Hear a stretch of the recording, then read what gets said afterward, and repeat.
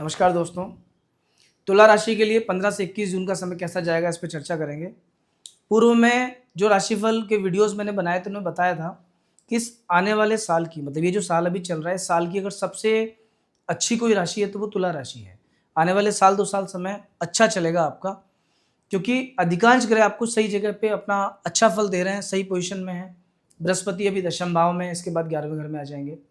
लेकिन विशेष तौर पर अभी जो करंट टाइम चल रहा है आपका, इसमें एक योग बनता है जिसे बोलते हैं धर्म कर्माधिपति योग। देखिए, ज्योतिष में बहुत सारे राजयोग हैं, बहुत तरह के राजयोग हैं, लेकिन इन सभी राजयोग में जो सबसे स्ट्रांग राजयोग है, जहां तक पारिजात में कहा है कि अगर नवम भाव के स्वामी दशम से संबंध बना लें, मतलब नवमेश और दशमेश एक साथ आ जाएं, एक दूसरे के राशि में इंटरचेंज कर लें, या फिर अन्य किसी त्रिकोण या केंद्र भाव में जाके बैठ जाए, तो धर्म कर्माधिपति योग बनता है। बहुत ही बढ़िया योग उसे माना जाता है। अभी गोचर में ही सही आपकी राशि जो है तुला राशि, उससे फिलहाल ऐसा योग बन रहा है। कैसे बन रहा है? 9th हाउस के जो स्वामी हैं वो हैं बुध, 9वें घर के स्वामी है मिथुन राशि है, बुध उसके मालिक है। दशम भाव के स्वामी है चंद्रमा। तो देखिए, अभी बुध और चंद्रमा ये दो ग्रह एक साथ आएंगे। जब मिथुन राशि में बुध रहेंगे 15 और 16 तारीख को, तो ये योग बनेगा। ये 2 दिन आपके लिए बहुत शानदार जा सकते हैं, बहुत अच्छे जा सकते हैं। हालांकि 15 तारीख के दिन अमावस्या है, तो थोड़ा सावधानी आपको बरतनी है, क्योंकि मैंने लिखा है कि बुरा दिन आपके लिए है। लेकिन फिर भी 15 और 16 इन 2 दिनों में कुछ बुरा होने के साथ भी कुछ ना कुछ बहुत अच्छा आपके साथ हो सकता है।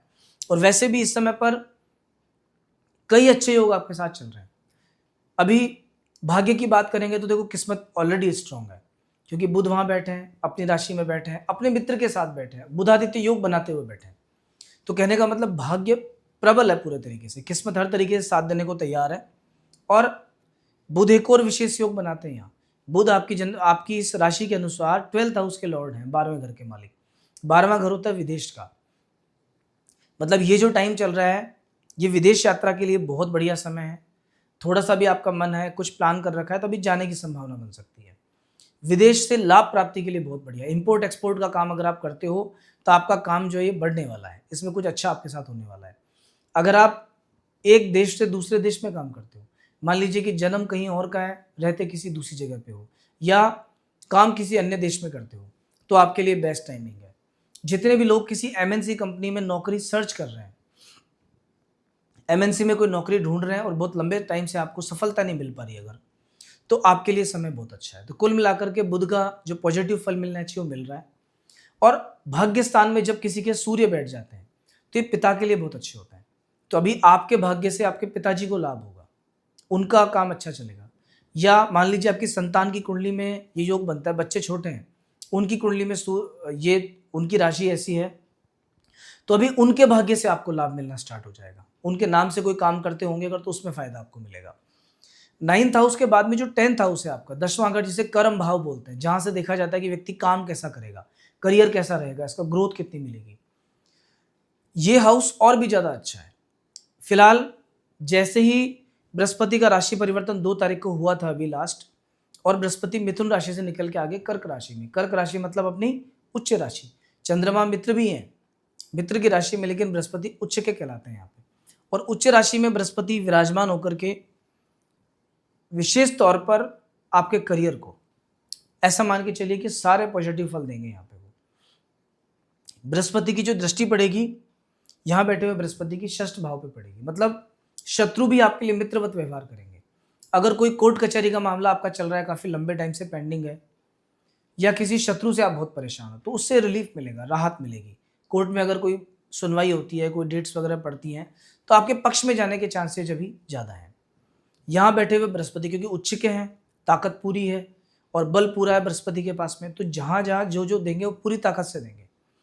यहाँ बैठे हुए बृहस्पति देखते हैं चतुर्थ भाव को, और 4th हाउस को देखने से क्या होगा कि जमीन, मकान, प्रॉपर्टी के मामले में सारे रिजल्ट आपको भी पॉजिटिव मिलेंगे। सपोज आपकी कोई प्रॉपर्टी आप बेचना चाह रहे हो, बहुत लंबे टाइम से बिक नहीं पा रही, अब प्रयास करो आप, अब कोशिश करोगे सफलता मिलेगी। आपके पास घर नहीं है, आप कोई घर, फ्लैट या कोई जमीन लेना चाहते हो, तो अभी कम मेहनत में अच्छी चीज मिल जाएगी, आसानी से मिल जाएगी। पैसे की व्यवस्था है या नहीं है, पर आपके पास हो जाएगी। चाहे कोई किसी की मदद मिले, कोई लोन मिले, कुछ और मिले, तो सही समय पे सही डिसीजन लेकर के आपको काम करना है। 10th हाउस के बृहस्पति की पंचम दृष्टि पड़ती है सीधी सेकंड हाउस पे। सेकंड हाउस पे दृष्टि पड़ने से क्या होगा कि सेकंड दूसरा घर होता है सेविंग्स का। अभी तक जो पिछला साल आपका गया ना, इस पे खर्चे बहुत किए हैं आपने, बहुत खर्चे हुए होंगे आपके। लास्ट 1 डेढ़ साल अगर आप पीछे मुड़ के देखोगे तो बहुत खर्चा हुआ है। लेकिन अब जो आपका टाइम आने वाला है, ये टाइम है सेविंग्स का, मतलब पैसा कमाओगे, पर कमाने के साथ साथ आपके पास में थोड़ी बचत भी होगी। अब आप इसके हिसाब से अपना थोड़ा सा काम उसी के अकॉर्डिंग प्लान करना, सेविंग्स प्लान करो। विशेष तौर पर अगर आप गोल्ड में इन्वेस्ट कर सकते हो या रियल एस्टेट में अगर आपको इन्वेस्टमेंट करना है तो ये समय उसके लिए बेस्ट है। शुक्रदेव दशम भाव में है लग्नेश शुक्र के, मतलब आपको कुछ मान सम्मान मिलने वाला है, पदोन्नति मिलने वाली है, सम्मान बढ़ने वाला है, ऐसी चीज़ें भी आपके साथ होंगी। जीवन में अगर कोई असुविधा है, कोई चीज़ को लेकर परेशान हो, कुछ ऐसा लाना है जिससे लाइफ में लग्जरी बढ़ती हो, सुख सुविधा ऐशो आराम बढ़ता हो, तो उन सभी के दृष्टिकोण से शुक्र यहाँ पे अच्छा फल व्यक्ति को देते हैं। देखिए, जिन लोगों का टीचिंग से जुड़ा काम है, मतलब कोई स्कूल है, कॉलेज है, आप टीचर हो, पढ़ाने का काम है, ठीक है, लोगों को गाइड करने का काम है, कंसल्टेशन का काम अगर आपका है, तो इन सभी प्रोफेशन से जुड़े हुए व्यक्तियों के लिए ये समय विशेष तौर पर अच्छा है। अगर आप बैंकिंग या फाइनेंस से जुड़े हो तो भी आपका समय फिलहाल औरों के कंपैरिजन में बेटर आएगा करियर के मामले में। अभी मंगल देवता 7th हाउस में स्व राशि में है, और जैसे बृहस्पति 10वें घर में उच्च राशि में होकर हंस नाम का पंच महापुरुष राजयोग बनाते हैं, वैसे ही मंगल भी सप्तम भाव में रुचक नाम का पंच महापुरुष राजयोग बनाते हैं, और 7वां घर होता है व्यापार का। अभी आपके बिजनेस को लेके कुछ महत्वपूर्ण निर्णय आप लोगे, कुछ एक्सपेंशन हो सकता है, कुछ नया काम हो सकता है, नई पार्टनरशिप हो सकती है, नए लोगों के साथ में आपका कोलैबोरेशन हो सकता है, और ये सारी चीज़ें मिलकर के ओवरऑल आपके व्यापार को आगे बढ़ाएंगी। तो फिलहाल व्यापार के दृष्टिकोण से बहुत सही समय है। अच्छे कुछ निर्णय लीजिए, कुछ बोल्डनेस के साथ में आगे बढ़िए, थोड़ा रिस्क भी ले सकते हो। इन सब चीज़ों का फायदा आपको आने वाले समय में देखने को मिलेगा। आपके 5th हाउस में राहु है। देखो, 5वें घर के राहु की एक विशेष बात होती है, हालांकि मित्र की राशि में है यहाँ पे। पंचम भाव के राहु क्या करते हैं कि आकस्मिक धन लाभ तो व्यक्ति को देते हैं, मतलब कहीं से अचानक पैसा आ सकता है, रुका हुआ अटका हुआ पैसा, शेयर मार्केट का पैसा, ऐसा कोई पैसा। लेकिन इसके साथ साथ पेट से जुड़ी तकलीफों का ध्यान रखना, और जुआ मत करना, कोई रिस्क मत लेना, ऐसा कोई काम मत कर देना कि जहां अचानक पैसा लगा दिया बहुत सारा आपने और कुछ अता पता नहीं है, वरना आपको सडन कोई नुकसान भी हो सकता है। तो जब तक आप फुल तरीके से एश्योर नहीं हो, पूरी नॉलेज नहीं हो, तब तक ना किसी को पैसा उधार देना है, ना गलत जगह पैसा आपको लगाना है। उपाय की बात करें तो आपको एक चीज का उपाय करने की आवश्यकता अभी है। देखिए, 7वें घर में क्या होता है कि मंगल हर तरीके से बढ़िया होते हैं, लेकिन ये मैरिड लाइफ को डिस्टर्ब करते हैं। तो थोड़ा सा दाम्पत्य जीवन का ध्यान रखना, पत्नी के साथ या जो जीवन साथी है उनके साथ में झगड़ा नहीं करना है आपको, और अगर कोई पार्टनरशिप में काम है आपका तो उस काम को बेटर बनाने का प्रयास करना, मतलब वहाँ पार्टनर्स के साथ में झगड़ा मत करना, क्योंकि मंगल कभी कभी ईगो भी देते हैं व्यक्ति को। तो आपको मंगल का ध्यान रखना है।